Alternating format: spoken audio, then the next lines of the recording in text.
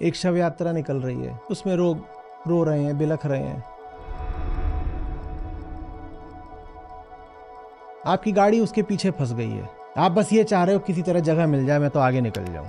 जगह नहीं मिल रही है, 10-15 मिनट बीत गए, आप कोसना शुरू कर देते हो मनी मन। ऐन मौके पे मर जाते हैं, रास्ता रोक देते हैं। एक के जगत में पहाड़ टूट पड़ा है दुख का, और दूसरे को धेले का अंतर नहीं पड़ रहा। ये दोनों जगत एक है, अलग अलग है ना। दो जगत अलग अलग कैसे हो गए? क्योंकि दो जीव अलग अलग है। किसी भी रंग का घड़ा हो सकता है ना, लेकिन पुतला क्या बोलेगा? हरे रंग से बेहतर कोई रंग नहीं, और सफेद रंग वालों से बुरे लोग नहीं। मैं पैदा ही इसीलिए हुआ हूं कि जितने ये सफेद वाले हैं, इन सबको मौत के घाट उतार दूं। संसार से आपको अगर धोखा मिल रहा है तो मतलब सीधा है, संसार से कामना थी। दुनिया से किसी से भी अगर आपने कुछ चाहा नहीं तो कोई धोखा कैसे देगा बताओ? हाँ, तक तो हमने बड़ी होशियारी की बात कर ली। कितने चतुर लोग हैं। पर ये तो बता दो, दोनों में से खूंटा किसका गाड़े, जीव का कि जगत का? पहले हमने जगत का खूंटा गाड़ा तो दिखाई दिया जीव पूरी तरीके से जगत पर आश्रित है। फिर हमने जीव को गाड़ दिया, उसे सेंटर ऑफ रेफरेंस, ओरिजिन बना दिया, तो पता चला जगत पूरी तरह जीव पर आश्रित है। अब कौन किस पर आश्रित है?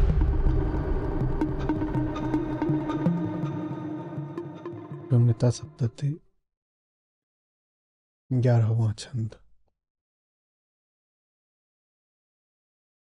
संस्कार के बिना अविद्या नहीं, और अविद्या के बिना संस्कार नहीं, और इस तरह परस्पर आश्रित होने के कारण दोनों ही शून्य हैं। आशय क्या है? संस्कार वो जो हमारे शरीर की वृत्तियां हैं, और अविद्या माने इंद्रियां जिस संसार की अनुभूति करती हैं।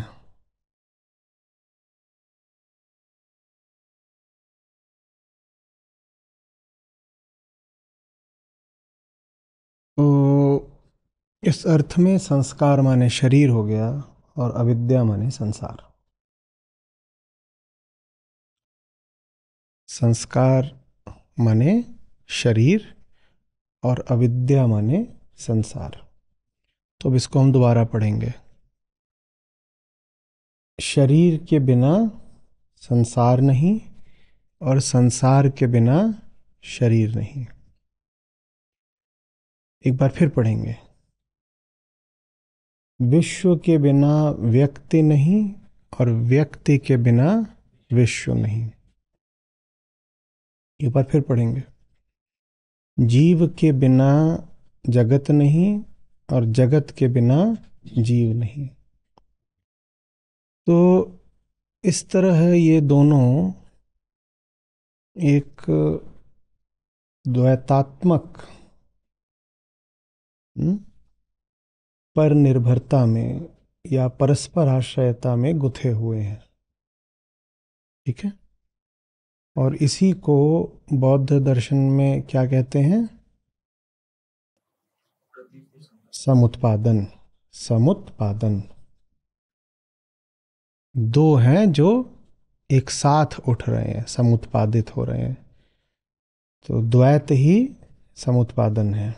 और उसमें जब आप प्रतीत जोड़ देते हो तो उसमें आपने उनके शून्य होने का, मायावी होने का, स्वभाव रहित होने का भाव भी जोड़ दिया। ठीक है? जीव के बिना जगत नहीं, और जगत के बिना जीव को जितने संस्कार मिले हैं वो कहाँ से आए? जगत से। और जगत जैसा प्रतीत होता है, जगत की जो परिभाषा ही है, वो सिर्फ कौन दे रहा है? जीव मात्र। ठीक है? आप नहीं हो सकते जगत जैसा है उसके वैसा हुए बिना। जगत से दो तरह से निर्माण होता है आपका। अभी हम ये जो दो ध्रुव हैं इनमें से एक को गाड़ देते हैं, जैसे कि वो असली हो, स्थिर हो। बात को समझने के लिए दोनों ध्रुव तो आपस में आश्रित हैं, तो इनमें से कोई भी नित्य या सत्य तो है नहीं, कोई भी अचल तो है नहीं। एक के अनुसार दूसरे की स्थिति का निर्धारण हो जाता है। लेकिन हम समझने के लिए दोनों में से एक ध्रुव को बस उदाहरण के लिए हाइपोथेसाइज करके गाड़ देते हैं कि ये तो स्थिर है। तो हमने कौन सा ध्रुव आरंभ में मान लिया कि स्थिर है? जगत। तो हमने कह दिया जगत तो है, थोड़ी देर के लिए, सिर्फ समझने के लिए हमने कह दिया जगत है माने नित्य है। दर्शन में है बहुत एक जबरदस्त छोटा सा शब्द होता है माने वो जिसकी सचमुच हस्ती है। अस्ति और अस्मि ये दोनों दर्शन में हल्के में प्रयोग नहीं होते। अस्मि भी उसको कहा जाता है जो सचमुच है। तो अस्मि कहने का अधिकार दर्शन में मात्र किसको होता है?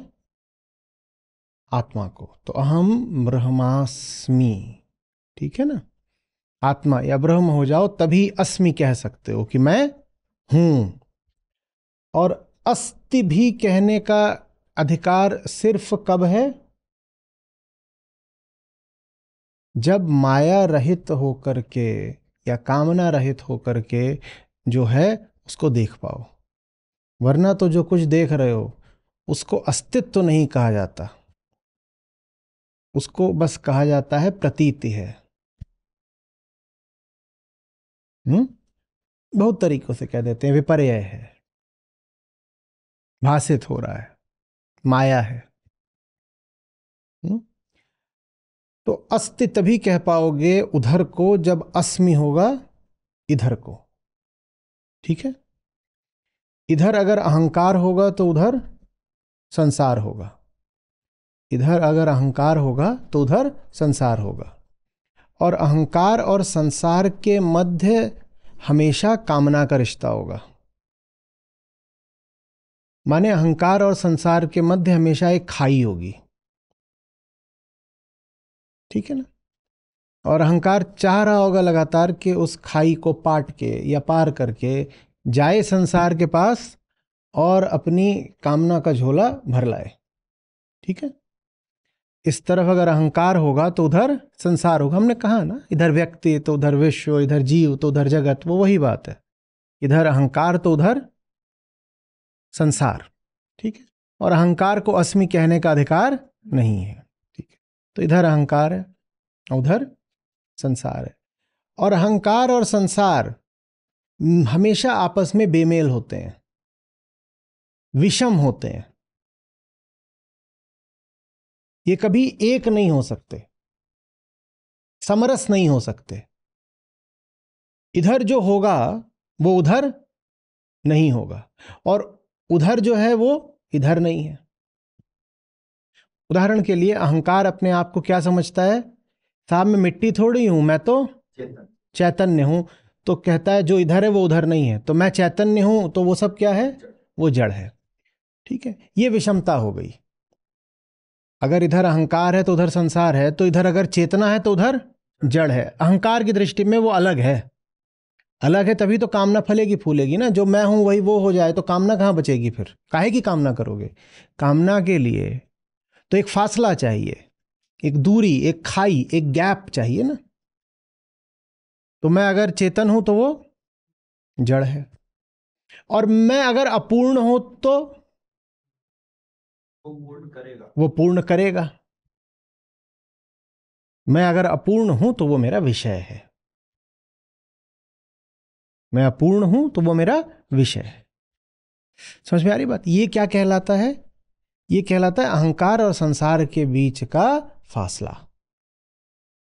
फासला और जानने वालों ने कहा है कि यही जो फासला, इसी का नाम कामना है, और कामना ही दुख है। बौद्ध दर्शन सारा इसी बात पर टिका हुआ है, तृष्णा ही दुख है। वहां शुरुआत होती है दुख से, और फिर थोड़ी खोजबीन की जाती है तो पता चलता है कि तृष्णा ही दुख है। और तृष्णा क्या है? मैं इधर, और जो मेरा अनुमानित आनंद है वो उधर। अनुमानित, अनुमानित क्यों बोल रहा हूं? क्योंकि अगर वो मिल भी जाता है तो आनंद मिलता तो है नहीं, तो अनुमान लगता है, आस बंधती है कि उधर वाला माल मसाला मिल जाएगा तो आनंद, तृप्ति, पूर्णता, मुक्ति, निवृत्ति, मोक्ष, निर्वाण, जो भी बोलो वो हो जाएगा। वो होता नहीं है, अनुमान धरा का धरा रह जाता है। तो जब इधर अहंकार होता है, उधर संसार होता है, और दोनों के मध्य एक अंतराल होता है। इस अंतराल को ही कामना कहते हैं।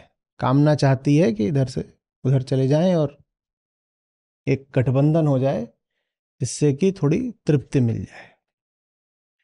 गठबंधन कभी सफल नहीं होता, हो तो जाता है, पर जो उसके लक्ष्य होते हैं, जो उसके अभीष्ट उद्देश्य होते हैं, वो कभी पूर्ण नहीं होते। गठबंधन तो हो ही जाता है। हमने ये शर्ट पहन रखी है, ये भी वही गठबंधन है। अहंकार गया संसार के पास, बोला कपड़ा दे दो, कपड़ा पहन लेंगे तो क्या पता चित्त बिल्कुल निर्मल हो जाए। ऐसा तो कुछ हुआ नहीं। हाँ, ये ज़रूर हुआ कि हमारे पहनने से जो शर्ट थी वो भी मलिन हो गई। हम तो निर्मल नहीं हुए, जो धारण किया वो भी मलिन हो गया। तो गठबंधन होते हैं पर चलते नहीं हैं। लेकिन जब इधर आत्म होता है तो उधर जो होता है उसे ब्रह्म बोलते हैं। और तब इधर और उधर के मध्य कामना का रिश्ता नहीं होता। अहंकार जैसे जैसे आत्म बनता जाता है, संसार वैसे वैसे ब्रह्म बनता जाता है। वो जो फासला था वो पटता जाता है, कामना मिटती जाती है। जब कामना मिटती जाती है तो हम पाते हैं कि स्वयं में और संसार में भी अंतर अब रहा नहीं। इसीलिए जब अहंकार आत्म हो जाता है, संसार ब्रह्म हो जाता है, तो कह देते हैं कि आत्म और ब्रह्म जब फासला ही नहीं है तो दोनों एक हो गए ना। तो ये आत्मा ही ब्रह्म है, ये वेदांत का महावाक्य होता है। आत्मा ब्रह्म इसलिए है क्योंकि जो आत्मस्थ हो गया वो निष्काम हो गया। जब आप निष्काम हो जाते हो तो संसार बस खड़ा हो जाता है आपके सामने। एक नदी है जो बह रही है, बह भी किसके लिए रही है? आपकी इंद्रियों के लिए बह रही है। जैसे आपकी इंद्रियां इस नदी को बहते हुए देख रही हैं, आप अपनी इंद्रियों और उस नदी दोनों को देख रहे हो। कामना अगर होगी भी तो किसके किसके मध्य है? इंद्रियों और नदी के मध्य है। आप निष्काम अलग खड़े हो। ठीक, पूरी शरीर ही एक इंद्रिय ही है। प्रकृति की नदी बह रही है, कोई इंद्रिय प्यासी हो गई, वो जा करके चुल्लू भर पानी ले लेगी। प्यास थी, प्यास किसके किसके मध्य थी? प्यास थी इंद्रिय और नदी के मध्य। आपकी कोई प्यास नहीं है। आपने जैसे पानी को देखा वैसे ही आपने प्यासे को देखा। आपकी प्यास नहीं है, आप प्यासे के भी दृष्टा हैं। इसे कहते हैं आत्मस्थ होना। जब आप आत्मस्थ हो गए तो आप काम से निवृत्त हो गए। तब आप कह सकते हो अहम ब्रह्मास्मि। समझ में आ रही बात है? और जब तक आप में और ये जो दृश्य जगत है इसमें एक दूरी है, तब तक दुख रहा आता है, और तब तक आप भी नकली होते हो और जगत भी नकली होता है। बहुत बार आप लोग प्रश्न करते हैं ना, धोखा खा जाते हैं, धोखा खा जाते हैं, दुनिया से धोखा खा जाते हैं, दुनिया ने ये कर दिया, धोखा दे दिया। वो बात एक बहुत सीधी सी है कि अगर कोई जगत से धोखा खा रहा है तो वो खुद एक धोखा है। अहम के देखे संसार बड़ी चीज होता है, और अहम संसार से बार बार धोखा खाता है, क्योंकि अहम स्वयं एक धोखा है। लेकिन हम ये नहीं कहेगा कि धोखा इसलिए हुआ क्योंकि मैं ही अहम हूं। अहम कहता है मैं ठीक ठाक हूं, संसार ने आकर के मुझको धोखा दे दिया। अब संसार ने नहीं धोखा दे दिया। संसार से आपको अगर धोखा मिल रहा है तो मतलब सीधा है, संसार से कामना थी। दुनिया से किसी से भी अगर आपने कुछ चाहा नहीं तो कोई धोखा कैसे देगा बताओ। किसी से कुछ चाहोगे, उससे चाहा था क, और उसने आपसे क के दाम ले लिए और दे दिया ख, तो आप बोलते हो धोखा हो गया। धोखा हो गया क्योंकि पहले क था ना, क से कामना। क नहीं होता तो ख खाने की नौबत आती क्या? ख क्यों खाया? क्योंकि पहले क था। तो दुनिया से अगर धोखा मिल रहा है तो इसका मतलब पहले आप क लेके दौड़ते हो दुनिया के पीछे। आप दुनिया के पीछे क लेके दौड़ते हो और दुनिया आपको ख दे देती है। आप अरे कामना है, कामना है, मेरी कामना है, मुझे क दे दो। दुनिया ने ठेका तो नहीं ले रखा आपकी कामना पूरी करने का, वो थमा देती है ख। फिर आप कहते हो अरे ठग लिए गए, दुनिया लूट गई। दुनिया इसलिए लूट गई क्योंकि पहले क था। ख की तो पूरी कहानी बता रहे हो। धोखा खा लिया, खा लिया, ख ख ख बता रहे हो। धोखा खा गए, धोखा खा गए, ये तो खूब बता रहे हो। धोखा खा गए, ख ख ख ख। ये नहीं बता रहे हो कि धोखा क्यों खाया, क्योंकि पहले क से कामना लेके दुनिया के पीछे दौड़े थे। जिसके पास कामना नहीं है उसे संसार से धोखा नहीं होगा।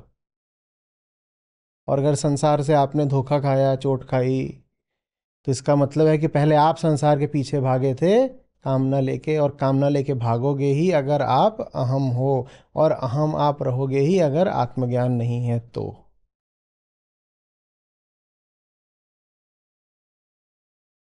समझ में आ रही है बात ये? तो अहंकार और संसार का जो रिश्ता है वो बड़ा जबरदस्त है। अंजन नाचे अंजन गावे, अंजन भेष अनंत दिखावे। हम्म। हम हैं, दुनिया है, इसी दुनिया में हम नाचते गाते हैं। यही दुनिया हमारे अरमानों का पूरा सौदा है, और इसी दुनिया से हम चोट भी खूब खाते हैं। जितनी हमारी मिठास है और मुस्कान है सब इस जगत से है, और जितनी हमारी पीड़ा है और कराह है वो भी इसी जगत से। गजब रिश्ता है। बात बस इतनी है कि न हम खुद को जानते हैं, न जगत को जानते हैं। और जगत कोई तय करके नहीं बैठा है कि किसी को दुख वगैरह देगा। आप जिस चीज को जानते नहीं, उस चीज के साथ आपको कुछ हानि हो जाए तो उसमें उस वस्तु का नुकसान है क्या?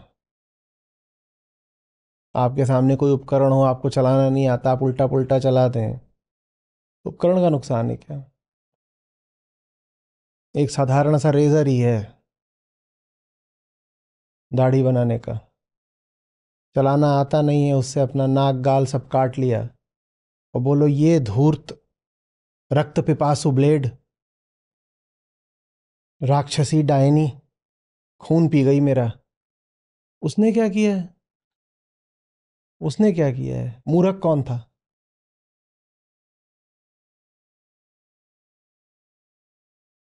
समझ में आ रही बात है? हम्म? अहम किससे बनता है पूरे तरीके से? संसार से। हमने कहा हम एक खूंटा गाड़े देते हैं, संसार है, संसार की मिट्टी से ही शरीर का निर्माण हुआ, और मिट्टियां सब अलग अलग तरह की होती है ना। और एक मिट्टी में जो उगता है दूसरी मिट्टी में नहीं उगता। काली मिट्टी में क्या उगता है? कपास। हम्म। काली मिट्टी में कपास बहुत बढ़िया उगता है। लाल मिट्टी में क्या उगता है?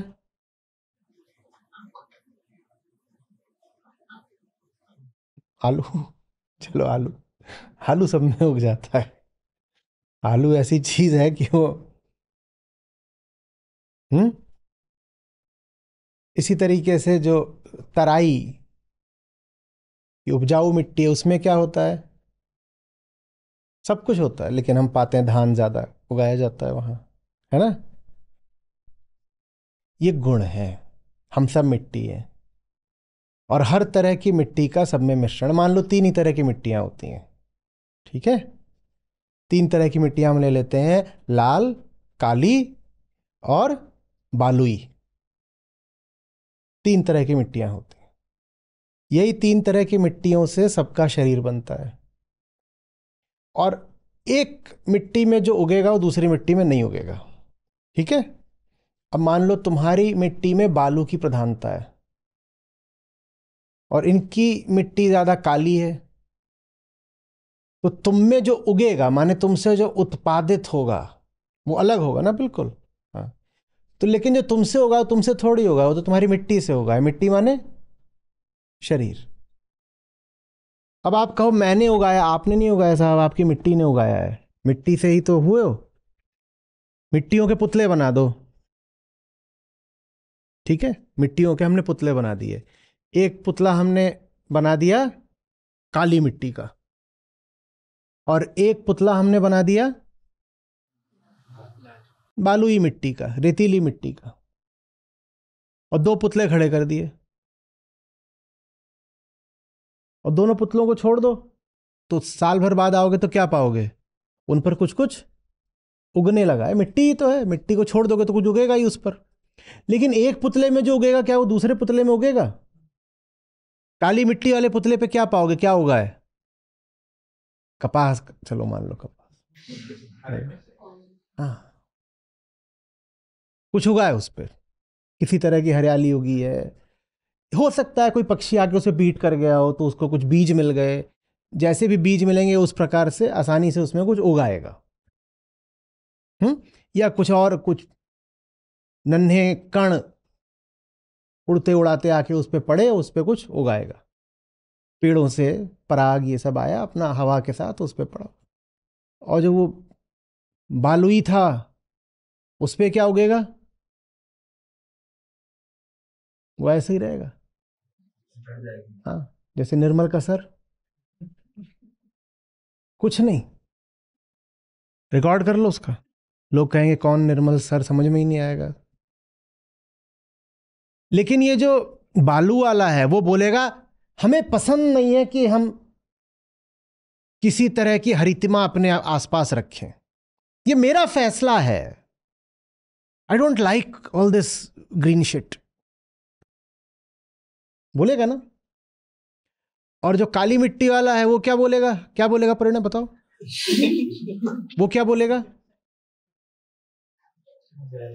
ओ मुझे हरियाली बहुत पसंद है, I am a veggie lover. ना उसे कुछ पसंद है ना उसे कुछ नापसंद है, भाई तेरी मिट्टी अलग है। इसी को गुण बोलते हैं। इसको क्या बोलते हैं? गुण। तुमने कुछ नहीं किया, गुणा गुणेषु वर्तन्त। बस तुम्हें भ्रम हो रहा है कि तुम्हें वेजीज पसंद है, तुम्हें नहीं पसंद है, तुम्हारी मिट्टी अलग है। और दूसरे को भ्रम हो रहा है कि मैं तो साहब I am one for the Sands, I love things arid. वो इस तरह की बातें करेगा कि रूखे होने में और शुष्कता में जो आनंद है, अजी साहब इधर तो आर्द्रता है और यहां देखो फंगस लगा रहता है। क्योंकि जहां नमी वगैरह होती है वहीं पे, जहां सब कुछ सूखा हो वहां कुछ नहीं लगता, बैक्टीरिया फंगस। दोनों में से कुछ नहीं चुना किसी ने भी, दोनों को किसने बनाया? मिट्टियों ने। तो जीव किससे बनता है? जगत से। जीव किससे बना? जगत से। लेकिन जीव को यह भ्रम रहता है कि मेरी पसंद मेरी नापसंद, मेरा आना मेरा जाना, मेरे फैसले मेरे निर्णय, ये सब तो मैं स्वेच्छा से कर रहा हूं। इसी भ्रम को बोलते हैं अहंकार। कर कुछ नहीं रहे, झूठ मूठ के कर्ता बने बैठे हो। करने वाला कौन? मिट्टी। करने वाला कौन? मिट्टी। समझ में आई बात? इसी तरीके से अब ये दोनों पुतले मान लो रख दिए गए हैं किसी बहुत नम जगह पर, तो वहां इन दोनों पुतलों की आप एक तरह की प्रतिक्रिया देखेंगे। ठीक है, मान लो आप इन्हें ले जा करके रख दो सुंदरबन में, या मेघालय ले जाओ जहां खूब बारिश होती है, या हिमालय पर ले जाओ जहां अच्छी वर्षा होती है, तो वहां आप इन दोनों की एक तरह की प्रतिक्रिया देखेंगे। ठीक है ना, मिट्टियां हैं दोनों। और इन्हीं को आप ले जाओ और सहारा में रख दो या थार में रख दो, तो वहां आप इन दोनों की अलग तरह की प्रतिक्रिया देखेंगे। अब वो कहां से आया? उसको आप कह सकते हो कि वो आया परिस्थितियों से। अब यहां बात मिट्टी से थोड़ा आगे की हो गई, है ना, कि पुतले तो बन गए, पर दोनों पुतलों को जगह कैसी मिली इस पृथ्वी पर। नम जगह मिलेगी तो पुतला एक प्रकार का बर्ताव करे। वो पुतला कौन है? हम हैं वो पुतला, इधर उधर की नहीं सोचना। नम जगह मिलेगी तो पुतले एक प्रकार बर्ताव करेंगे, गर्म जगह मिलेगी तो एक प्रकार से, शुष्क जगह मिलेगी तो तीसरी प्रकार से। और ये मान लो कि उनके आसपास एक भीड़ इकट्ठा हो जाए, पुतलों को ले जाके एक मेले में खड़ा कर दिया, पुतलों को ले जाके एक मेले में खड़ा कर दिया। वो मेला एक समुदाय के लोगों का था, तो उन्होंने एक पुतले को सफेद रंग से रंग दिया, दूसरे को उन्होंने काले से रंग दिया। वही पुतले हजारों किलोमीटर दूर किसी और मेले के बीच रख दिए जाते, तो वहां के लोग उन पुतलों को किन्हीं और रंगों में रंग देते। तो इसमें क्या आ गया? समाज। तो मिट्टी, परिस्थिति माने संयोग, और समाज। मृत्तिका, संयोग, समाज। आ रही बात समझ? अब इसमें थोड़ा और आगे बढ़ाना है तो ऐसे जोड़ लो कि पुतले आज रखे गए हैं किसी जगह पर तो एक तरह के दिखाई देंगे, और 50 साल बाद देखो तो बिल्कुल अलग तरह के दिखाई देंगे। तो इसमें एक चीज और जुड़ गई, समय। लेकिन पुतला कहेगा मेरी उम्र हो गई, तुम्हारी उम्र नहीं हो गई, समय बीत गया। पुतला कहेगा देखो भाई, मुझे हरा रंग पसंद है, तुम्हें हरा रंग नहीं पसंद है। तुम जिस समाज में पैदा हुए उन लोगों ने तुम्हें हरे रंग से रंग दिया। पैदा नहीं हुए, खड़े हुए, निर्मित हुए। तुम जिस समाज के बीच फंस गए उन लोगों ने तुम्हें हरे रंग से रंग दिया, वरना तुम्हें हरे रंग से कोई लेना देना नहीं था। तुम तो मिट्टी हो, और मिट्टी पे कोई भी रंग चढ़ सकता है, किसी भी रंग का घड़ा हो सकता है ना। लेकिन पुतला क्या बोलेगा? हरे रंग से बेहतर कोई रंग नहीं, और सफेद रंग वालों से बुरे लोग नहीं। मैं पैदा ही इसीलिए हुआ हूं कि जितने ये सफेद वाले हैं इन सबको मौत के घाट उतार दूं। समझ में आ रही बात? तो जीव का पूरे तरीके से संस्करण, संस्कार उसको कहां से मिलते हैं? जगत से मिलते हैं। शरीर भी वहीं से मिला, संयोग भी सब जगत के ही हैं, समय भी प्रकृति के ही अंतर्गत आता है, और समाज भी सब जगत में ही पाए जाते हैं। तो जीव पूरे तरीके से जगत की निर्मित है। ठीक है, लेकिन ये बात हमने बोली जगत को स्थिर या स्थायी मानकर। आ रही बात? अब हम पूरा समीकरण पलट देते हैं, अब दूसरे ध्रुव का खूंटा गाड़ देते हैं। किसका? जीव का। वो हम कह रहे हैं जीव तो होता है, जीव तो होता है, तो जीव को गाड़ दिया। अब देखते हैं जगत कहां से आया। तो ये उदाहरण अच्छा है, मुझे पसंद है। हम आप यहां सब बैठे हुए हैं, यहां पर लगभग पूरी तरह शांति है, हल्की फुल्की सी आवाज आ रही है बस। हम एकदम ही चुप हो जाएं, एकदम ना हिलें, और ये सब भी बंद कर दें तो एकदम ही यहाँ पर नीरव हो जाएगा, पिन ड्रॉप। लेकिन अगर यहाँ पर अभी कोई कुत्ता बैठा हो या खरगोश बैठा हो तो आप पाएंगे कि वो सहसा अपना सिर उठाता है और कान खड़े कर देता है। बात खरगोशों में ज़्यादा दिखाई देती है, कुत्तों में भी आप अगर देखेंगे और से दिखेगा। बहुत लोग तो डर जाते हैं, अकेला रात का सन्नाटा है और तभी कुत्ता अचानक एक दिशा में देखने लगेगा और आपको उस दिशा में कुछ दिख नहीं रहा और कुत्ता बहुत गौर से उधर को देख रहा है और कान अपने उसने ऐसे तान दिए और लोग घबरा जाते हैं, कहते हैं भूत वगैरह का चक्कर है। कुछ इस कुत्ते ने ऐसा देखा जो मुझे नहीं दिख रहा, कुछ आ गया है मेरे घर में। कुत्ते ने कुछ देखा नहीं है। बात बस इतनी सी है कि जो आपके लिए सन्नाटा है उसमें कुत्ते के लिए बहुत ध्वनियां हैं। आप 20,000 हर्ट्ज से ऊपर नहीं जा सकते, आप 20 हर्ट्ज से नीचे नहीं जा सकते। कुत्ता आपसे आगे पीछे जा सकता है। तो आपको लग रहा है कोई आवाज नहीं है, कुत्ता सुन रहा है, आवाजें हैं भाई, कुत्ता सुन रहा है। आप यहां पे खरगोश एक बैठा दीजिए, कुछ नहीं होगा, अचानक ऐसे कान उसके नीचे कर दीजिए तो थोड़ा सा, अचानक कान एक खड़ा हो जाएगा। आपको कुछ हुआ तो है नहीं, कान कैसे खड़ा हो गया? कुछ हुआ है जो आपको सुनाई नहीं दिया। आपको नहीं सुनाई दिया, उसको सुनाई दिया है। समझ में आ रही बात? आपके जगत में कुछ, उसके जगत में कुछ। क्या आपका और उसका जगत एक है? फिर आपका जगत वो है जिसमें कुछ नहीं हुआ, उसके जगत में कुछ हुआ। तो जगत का निर्माण किसने किया? जीव ने। अभी तो हमने कहा था जीव का निर्माण जगत ने किया। ये तो बाजी पलट गई। अब पता चल रहा है कि जगत का निर्माण जीव कर रहा है। बाल नोच ले अपने।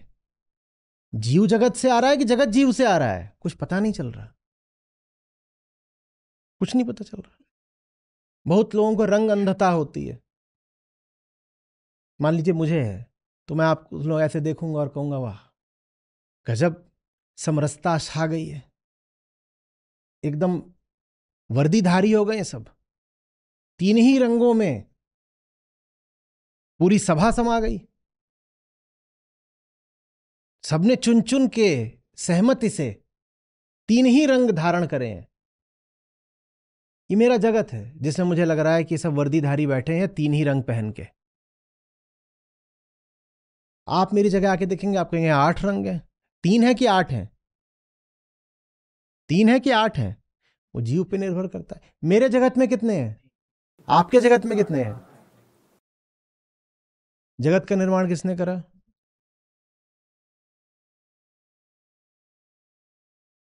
एक शव यात्रा निकल रही है, उसमें लोग रो रहे हैं, बिलख रहे हैं। आपकी गाड़ी उसके पीछे फंस गई है। आप बस ये चाह रहे हो किसी तरह जगह मिल जाए, मैं तो आगे निकल जाऊं।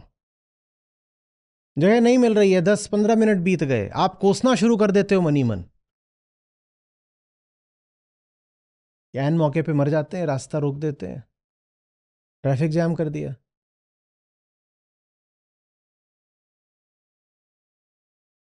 एक के जगत में पहाड़ टूट पड़ा है दुख का और दूसरे को धेले का अंतर नहीं पड़ रहा। ये दोनों जगत क्या एक हो सकते हैं? ये दोनों जगत एक हैं? अलग अलग है ना। दो जगत अलग अलग कैसे हो गए?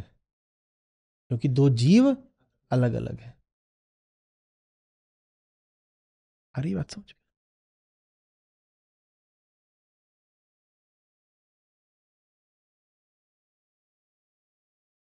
स्कूल की घंटी बजी है, छोटे बच्चे भागते हुए चले आ रहे हैं। वहां पर एक महिला खड़ी है और यहाँ दूसरी महिला खड़ी है और 100 बच्चे भागते चले आ रहे हैं, छोटे हैं। एक महिला है, उसको एक दिखाई दे रहा है और दूसरी महिला है, उसको दूसरा दिखाई दे रहा है। दोनों को ही भीड़ नहीं दिखाई दे रही, दोनों को ही एक दिखाई दे रहा है। पहली महिला के जगत में क्या है? नुन्नू। दूसरी महिला के जगत में क्या है? टुन्नू। बताओ उस भीड़ में क्या सिर्फ नुन्नू है या सिर्फ टुन्नू है? क्या किधर को हाथ उठाओगे? नुन्नू है कि टुन्नू है? 100 है। पर इसके जगत में सिर्फ नुन्नू है और उसके जगत में सिर्फ टुन्नू है। ये कैसे हो गया? 100 बच्चों में इस महिला को एक चेहरा दिखाई दे रहा है, बाकी उनसे कोई मतलब नहीं। और 100 बच्चों में इस महिला को दूसरा चेहरा दिखाई दे रहा है, बाकी उनसे कोई मतलब नहीं। जगत बिल्कुल अलग है ना। इस महिला से पूछो कितने बच्चे हैं, बता भी ना पाए, बोले मुझे तो एक ही दिख रहा है, अर्जुन। तो जैसे मछली की आंख। इधर वाली से भी पूछो तुझे कितने दिख रहे हैं, वो भी ना बता पाए, बोले मुझे तो एक ही दिख रहा है। ये भी अर्जुन हुई है, पढ़िए, दोनों अर्जुन है कितने? 100। इसके लिए भी एक, उसके लिए भी एक, और वहीं पर एक बैठाया गया है जिसको काम है गिनने का, उसके लिए कितने हैं? अब आप फैसला कर लो, नुन्नू है, टुन्नू है या 100 है। क्योंकि इसके लिए नुन्नू है, इसके लिए टुन्नू है, उसके लिए 100 है। अब क्या करें? उनमें से आधी लड़कियां आधे लड़के हैं। वहां पर एक बाई खड़ी है जिसका काम है कि छोटी लड़कियों की विशेष वो देखभाल करे। तो उसकी नजर सिर्फ और सिर्फ किस पर है? लड़कियों पर। उसकी नजर में कितने हैं? 50। अब तुम बता दो, नुन्नू है कि टुन्नू है कि 100 है कि 50 है? ये बच्चे सब अलग अलग बसों में जाते हैं, 4 बस खड़ी हुई हैं, और ये बच्चे सब अलग अलग रंग के यहां पे गले में फीते डाले रहते हैं, जिससे तय होता है कौन सा बच्चा किस बस में जाएगा। पीला, हरा, नीला और लाल उनके फीता डला हुआ है। पीली जो बस का ड्राइवर है वो देख रहा है, किसको देख रहा है? पीले वालों को। उसके लिए कितने हैं? 25। अब बता दो, 100 है, 50 है, 25 है कि नुन्नू है कि टुन्नू है? बोलो भाई। हम्म।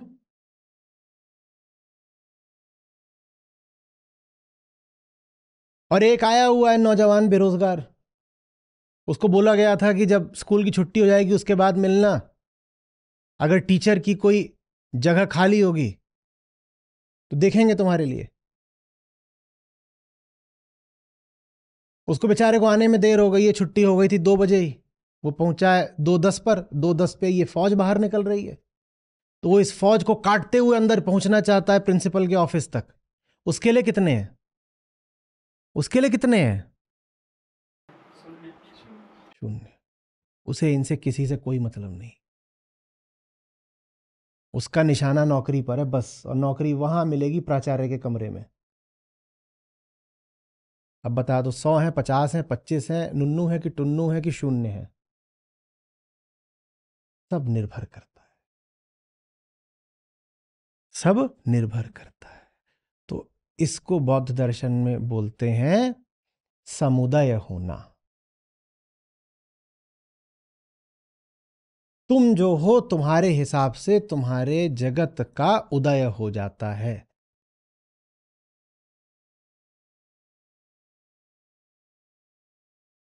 और इन दोनों को जब मिला दोगे, दृष्टा को और दृश्य को, तो इन दोनों को मिला के बोलते हैं समुदाय।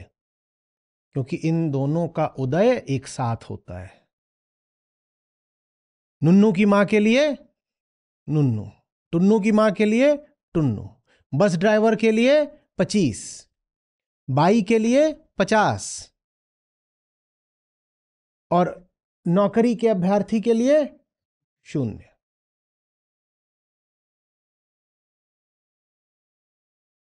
हरी बात समझे? इसे बोलते हैं क्या? समुदाय। तुम जो बने बैठे हो, अब ऐसे समझ लो, जो नौकरी लेने आया था, अचानक उसको दिखाई देता, अरे वो तो भांजी है मेरी। ये बदल गया। अभी ये क्या था? अभी ये क्या था? आवेदक था, एक एप्लीकेंट था। और भांजी के दिखते ही क्या बन गया? ये मामा बन गया। ये बदल गया। तो जीव के बदलते ही क्या हुआ?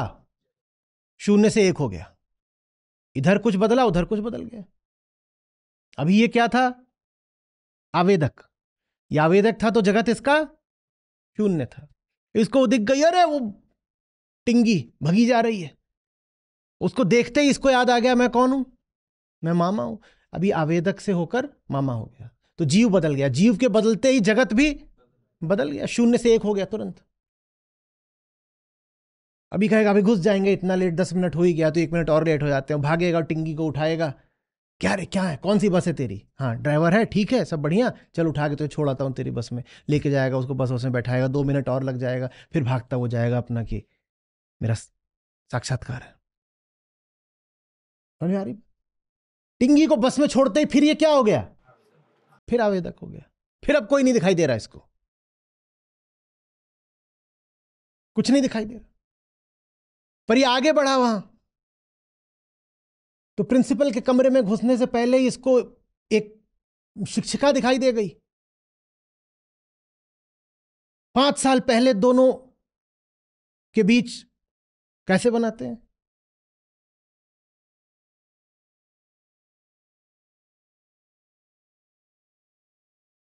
अब फिर शून्य से कितना हो गया,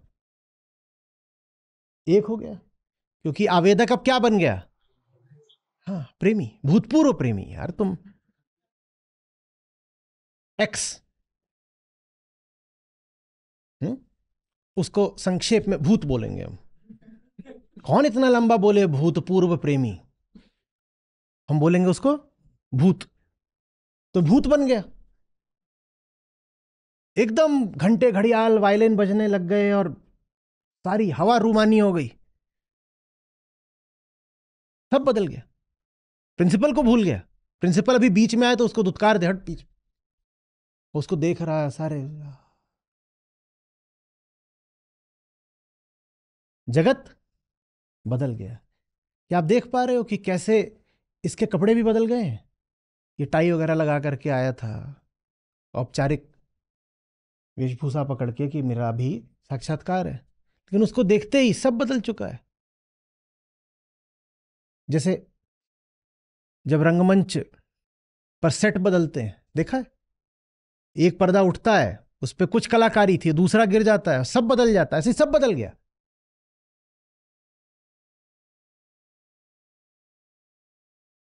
और पहले जो फूल लगे हुए थे बस ऐसे ही फॉर्मल औपचारिक सजावट के लिए थे, वो फूल अचानक इतने बड़े बड़े हो गए, और इतने बड़े नहीं हो गए, वो गुलदस्ता बन गए पूरा।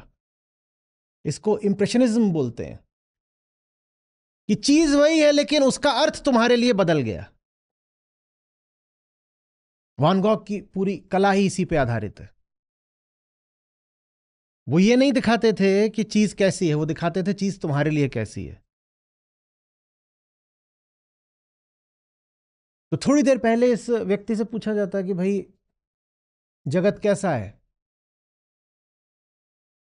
तो कहता कि वो जो प्रिंसिपल का कमरा है ना, वो जगत है। अगर इसको कहा जाता कागज पर जगत की तस्वीर बनाओ, तो उस कागज के 95% हिस्से पर ये बस प्रिंसिपल के कमरे की तस्वीर बना देते, क्योंकि इनके दिमाग में सिर्फ, क्योंकि अभी ये क्या थे, आवेदक थे।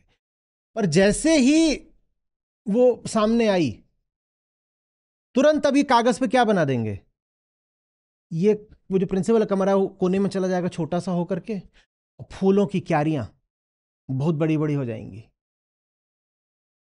और कहीं एक सूखा गुब्बारा मान लो लटक रहा था, एनुअल डे हुआ था पीछे, वो गुब्बारा अचानक फूल जाएगा। जो पहले इनकी तस्वीर में गुब्बारा आता भी नहीं, अब वो तस्वीर का 30% हिस्सा ले जाएगा, और एक गुब्बारा 5 गुब्बारा बन जाएगा, 5 रंगों का। 5 गुब्बारे आ गए, फूल आ गए, और प्रिंसिपल का कमरा कोने में जा गया, इतना सा हो गया। जगत पूरा बदल गया, क्योंकि जीव बदल गया। जगत कैसा भी नहीं होता, आप जैसे होते हो वैसा होता है। हां तक तो हमने बड़ी होशियारी की बात कर ली, कितने चतुर लोग हैं हम। पर ये तो बता दो, दोनों में से खूंटा किसका गाड़े, जीव का कि जगत का। पहले हमने जगत का खूंटा गाड़ा तो दिखाई दिया जीव पूरी तरीके से जगत पर आश्रित है। फिर हमने जीव को गाड़ दिया, उसे सेंटर ऑफ रेफरेंस, ओरिजिन बना दिया, तो पता चला जगत पूरी तरह जीव पर आश्रित है। अब कौन किस पर आश्रित है कुछ पता ही नहीं चल रहा। बहुत देर तक बौद्ध आचार्यों ने ऐसे खुजलाया, इतना खुजलाया, इतना खुजलाया कि एकदम निर्मल हो गए। देखा नहीं उनको सब कैसे रहते हैं, वो यही नतीजा था। वो समझ में ही नहीं आ रहा ये इससे कि उससे। और फिर बोले दोनों शून्य। ये लफड़े में पड़ना ही नहीं कि कौन किससे, दोनों को एक साथ एक मुश्त खारिज करो। ये झंझट ही माया का है, न ये इससे न ये उससे, दोनों एक दूसरे पे टंगे हुए हैं और दोनों की अपनी कोई हस्ती नहीं है। समझ में आ रही है बात? वही बात आज आचार्य नागार्जुन श्लोक में बोल रहे हैं। संस्कार से संसार है, उसको अविद्या कह रहे हैं, और संसार से ही संस्कार है।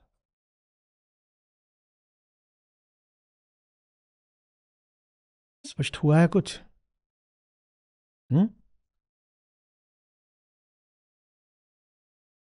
कौन सी मिट्टी हो?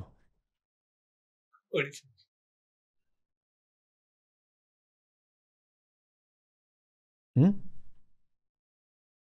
सोचो, रेत बोल रही नहीं मुझे पसंद ही नहीं है, मुझ में कुछ उगे। बात तेरी पसंद नापसंद की नहीं है, तू है ही ऐसा नहीं कि, और उसमें तेरा कोई हाथ नहीं है, तू रेत है। आ रही बात समझ में? वो एक घर में पैदा हुआ, वो कह रहा नहीं मुझे तो मांस पसंद ही नहीं है। बात तेरी पसंद की है ही नहीं, बात तेरे घर की है। वो दूसरे घर में पैदा हुआ है, वो कह रहा है मांस, मैं 100 तर्कों से जान लगा के सिद्ध कर दूंगा कि मांस खानी तो बहुत जरूरी है। तेरे कोई भी तर्क तेरे नहीं है, तेरा सारा तर्क आ रहा है तेरे अहंकार से, और तेरा अहंकार आ रहा है संयोगों से।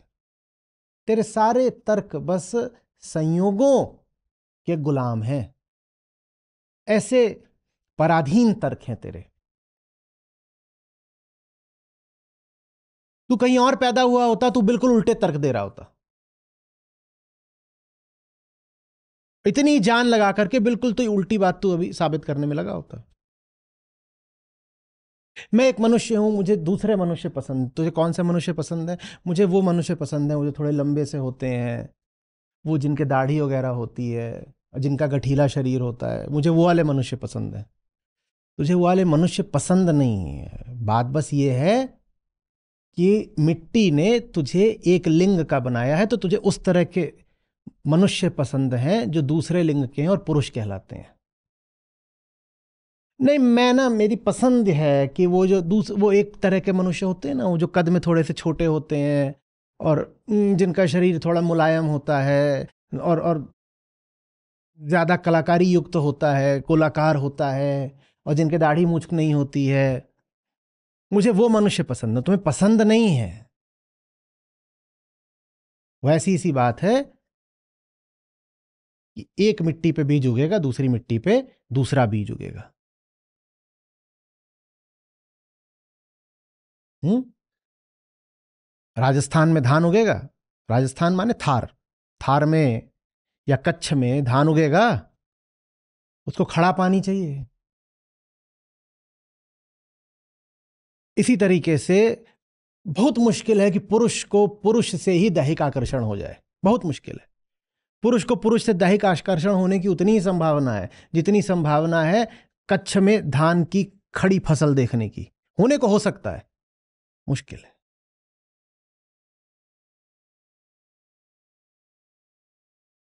कि सहारा में जाकर के देखा, अरे आम का बाग, होने को तो हो सकता है पर बहुत मुश्किल है। सारी बात कुल मिलाकर के हमारे लिए क्या है इसमें? हमारे लिए यह है बेटा, खुद को और दुनिया को गंभीरता से लेना छोड़ दो।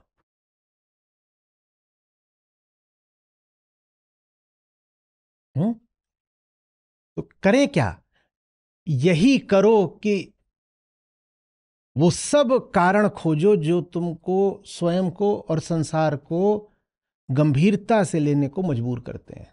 यही मुक्ति है। हमें कोई ऐसा नहीं जो स्वयं के प्रति अगंभीर हो, यही बंधन है। आ रही बात समझ में? मैं खाली हूं और जगत शून्य है, यही मुक्ति है। तो जब जगत शून्य ही है तो ये आप क्यों क्लाइमेट चेंज के लिए इतना आंदोलन करे रहते हो? क्या करना है बचा करके पर्यावरण को और पशु पक्षियों को?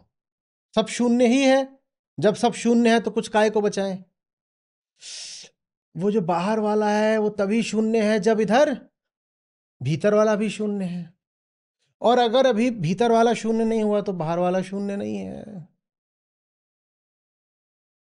नहीं, बाहर वाला शून्य तो भीतर वाला भी शून्य। अच्छा, भीतर वाला अगर शून्य है तो जैसे पशु पक्षियों को मरने दे रहे हो वैसे ही अपने बेटे बेटी को भी मरने दो। सब शून्य है ना। सब शून्य है तो जैसे पशु पक्षी शून्य है वैसे ही बेटा बेटी भी तुम्हारा शून्य है। फिर क्यों कह रहे हो कि ये तो बच जाएं, बाकी सब माया है और मिथ्या है? अगर सब माया और मिथ्या है तो तुम्हारा परिवार भी माया और मिथ्या है, उसको भी काहे नहीं मरने देते? उसको तो बचाने पे लगे हो, उसको बचाने पे लगे हो ना। हाँ, तो या तो ये कह दो कि मैं सबको मरने दूंगा, फिर हम तुमसे कुछ नहीं कहेंगे। या अगर बचा रहे हो अपने बेटे बेटी को तो दुनिया के हर पशु पक्षी को बचाओ। इसलिए तुमसे कहते हैं आंदोलन करो। दो गलापन नहीं चलेगा कि हमें तो बौद्धों ने बताया कि सब कुछ शून्य है। सब कुछ शून्य है, बस मैं शून्य नहीं हूं। और मेरा परिवार शून्य नहीं है, इनको बचाऊंगा, बाकी सब मर जाए जल जाए क्या फर्क पड़ता है? नहीं, ऐसे नहीं। या तो हमें अपनी वो अवस्था दिखा दो जहां तुम्हें तुम्हारे भी मर मिट जाने से कोई अंतर ना पड़ता। अपनी जान बचाने को तो आतुर रहोगे और अपनों की जान बचाने को आतुर रहोगे, और बाकी सबकी जब जान बचाने का मौका आता है तो तुरंत दर्शन झाड़ने लग जाते हो। क्या बताते हो? सब माया है, सब शून्य है, काहे के लिए बचाएं इसको? तो ये जो तुम छोटू लेके घूम रहे हो इसको भी मत बचाओ। तब काहे कहते हो छोटू तो मेरे जिगर का टुकड़ा है, मेरे दिल की धड़कन है? तब काहे बोलते हो? और जब तक छोटू तुम्हारे जिगर का टुकड़ा है तब तक जैसे छोटू को बचा रहे हो वैसे ही सबको बचाओ। ये मत बोलो कि सब माया है, मिथ्या है। सारी बात समझ। मुक्ति के यही दो तरीके होते हैं, पूर्णता या शून्यता। या तो सबको मैं अपने छोटू जैसा मानूंगा और सबको बचाऊंगा, या मैं कह दूंगा मुझे किसी को नहीं बचाना, स्वयं को भी नहीं बचाना। ये नहीं हो सकता कि दो चार को बचाना है और बाकी सब मिथ्या है, ये नहीं चलेगा।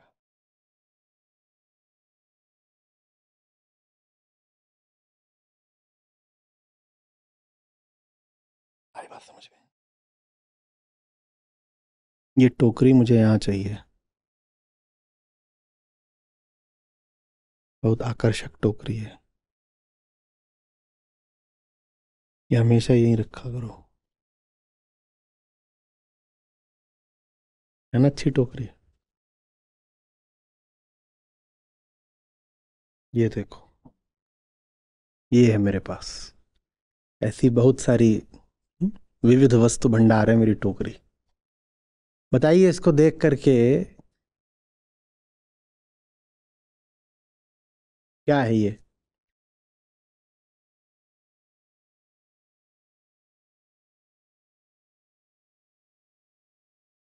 ये टेनिस नहीं है, पूरे तरीके से स्पंज है।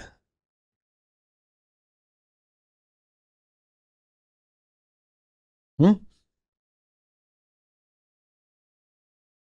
और आकार भी टेनिस बॉल का इतना नहीं होता, बड़ा होता है इससे।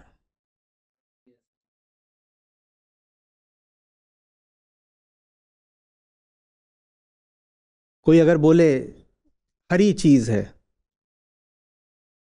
मान लो यहाँ पे ग्रास हॉपर टिड्डा आ जाए, वो तुरंत क्या बोलेगा? हरी चीज है। क्यों बोलेगा? क्योंकि वो टिड्डा है। इसके लिए हरा रंग बहुत मायने रखता है। हरा माने फसल, घास, वो हरा ही हरा खाता है, खुद भी हरा हो जाता है खा खा के। तो इसको देखते ही बोलेगा हरा हरा कुछ। उसने गलत बोला क्या? पर उसने जो बोला अपने टिड्डा होने के कारण बोला, गलत नहीं बोला।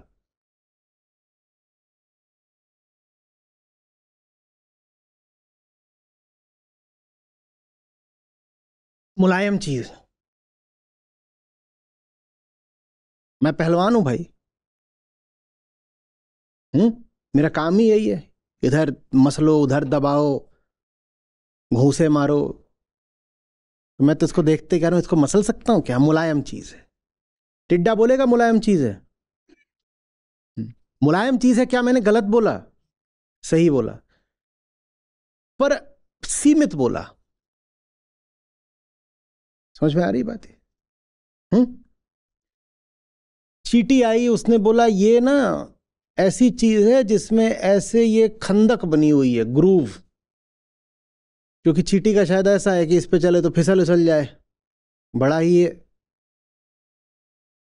लेकिन यहां ऐसे ये बना हुआ है। तो चींटी ने ऐसे देख के बोला ये एक ऐसी चीज है जो ग्रूव्ड है, जिसमें एक नहर खुदी हुई है।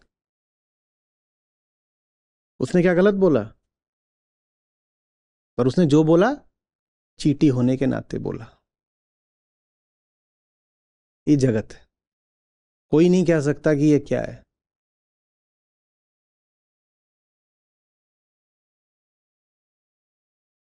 अभी हमने इसी बात को वेदांत और बौद्ध मत की दृष्टि से देखा। जैन मत में इसी चीज को कहते हैं अनेकांतवाद। क्या? अनेकांतवाद। और उसी से जुड़ा हुआ है स्यादवाद। अनेकांतवाद का लोक संस्कृति के लिए सबसे जो अच्छा प्रस्तुतिकरण है वो है जो अंधों का हाथी कहानी है। उसमें गलत किसी ने नहीं बोला, पर पूरा कोई बोल नहीं सकता। और इसी बात से जैन मत की अहिंसा निकलती है। अहिंसा कैसे निकलती है? मैं जो बोल रहा हूं वो तेरी बात से अलग है, पर गलत तो तू भी नहीं बोल रहा, तो मैं तुझे मारूं क्यों? तू बोल रहा है हरी चीज, मैं बोल रहा हूं कोमल चीज। अब कहां हरी चीज कहां कोमल चीज? पर जैन होने के नाते मैं ये समझता हूं कि गलत तो तू भी नहीं बोल रहा। तू जैसा है तेरा जगत वैसा ही होगा ना। तू टिड्डा है तो तेरे लिए हरी चीज है, मैं पहलवान हूं तो मेरे लिए कोमल चीज है। तो ये अहिंसा का आधार होता है, ये जानना कि अहम तो सीमित ही है, और अहम के देखे जो कुछ भी अनुभूत होगा वो आखिरी नहीं होगा। तो अपनी बात को मैं कभी आखिरी नहीं रखूंगा, ये विनम्रता।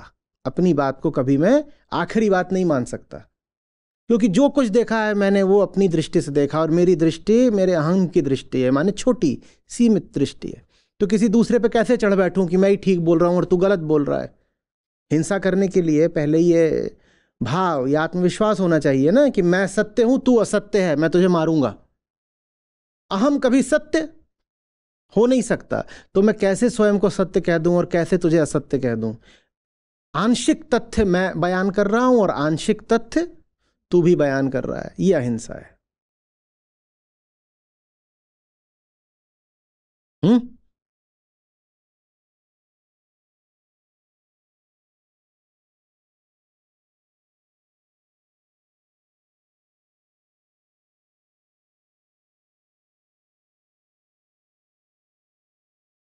कोई बहुत अमीर आएगा, वो ऐसे ऐसे बार बार करके खोज रहा है। क्या खोज रहा है? ब्रांड क्या है? लोकल। ब्रांड इसमें लिखा ही नहीं है, लोकल। उसके लिए क्या है? न हरा है न कोमल है, उसके लिए बस सस्ता है। उसके लिए सस्ता है क्योंकि वो अमीर है। और मान लो यहां कोई चोर बैठा हो, तो वो हरा मुलायम आगा पीछा दर्शन जैन बौद्ध कुछ नहीं देख रहा। वो बस ये देख रहा है कि किस जगह टोकरे में रख रहे हैं और कितनी देर में ये जगह खाली होगी, माल कहाँ रखा है और जगह खाली कब होगी, और सीसीटीवी तो नहीं लगा इधर उधर। उसका जगत यही है, क्योंकि वो चोर है। साधु यह संसार है, जैसा सेमल फूल साधु यह संसार है, जैसा सेमल फूल दिन दस के व्यवहार में, झूठे रंग ना भूल रे साधो, झूठे रंग ना भूल। जल में बसे कुमुदनी,